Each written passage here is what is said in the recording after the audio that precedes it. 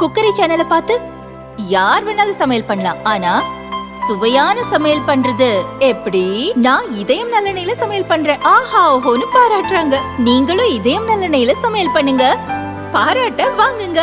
தினம் தோறும் வாங்குவே இதயம் இதயம்.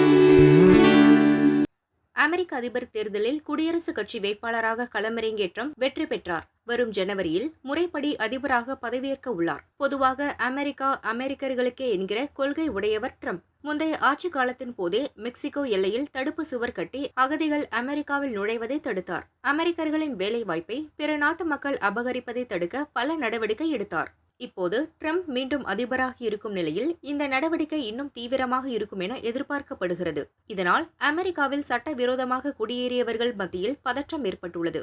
இவர்கள் 1 கோடிக்கு மேல் இருக்கலாம் என கூறப்படுகிறது. தேர்தல் பிரச்சாரத்தின் போது சட்டவிரோதமாக குடியேறியவர்களை விரட்டி அடிப்பேன் என தனது கொள்கையை ட்ரம்ப் கூறியிருந்தார். ட்ரம்ப் அரசின் எல்லை பாதுகாப்புத்துறை தலைவராக டாம் ஹோமன் நியமிக்கப்பட்டுள்ளார். இவர் கடந்த ஜூலையில் நடந்த தேர்தல் கூட்டத்தில் பேசுகையில், பைடனால் விடுவிக்கப்பட்ட லட்சக்கணக்கான சட்டவிரோத குடியேறிகளுக்கு ஒரு செய்தி உள்ளது. நீங்கள் இப்போதே பேக் செய்வது நல்லது என டாம் ஹோமன் கூறியிருந்தார். இதனை உறுதிப்படுத்தும் வகையில் ட்ரம்ப் இப்போது அதிர வைக்கும் பதிவை வெளியிட்டுள்ளார். ட்ரூத் சோஷியல் மீடியாவில் ட்ரம்ப் தலைமையிலான ஆட்சியில் தேசிய அவசர நிலை கொண்டு வரப்படும். ராணுவத்தை பயன்படுத்தி சட்டவிரோதமாக புலம்பெயர்ந்தவர்கள் நாடு கடத்தப்பட உள்ளனர் என ஒருவர் பதிவிட்டு இருந்தார். இந்த பதிவுக்கு பதில் அளித்த ட்ரம்ப் உண்மைதான் என்று ஒப்புக்கொண்டார். இந்த பதில் சர்வதேச அரசியலில் முக்கியமானதாக பார்க்கப்படுகிறது.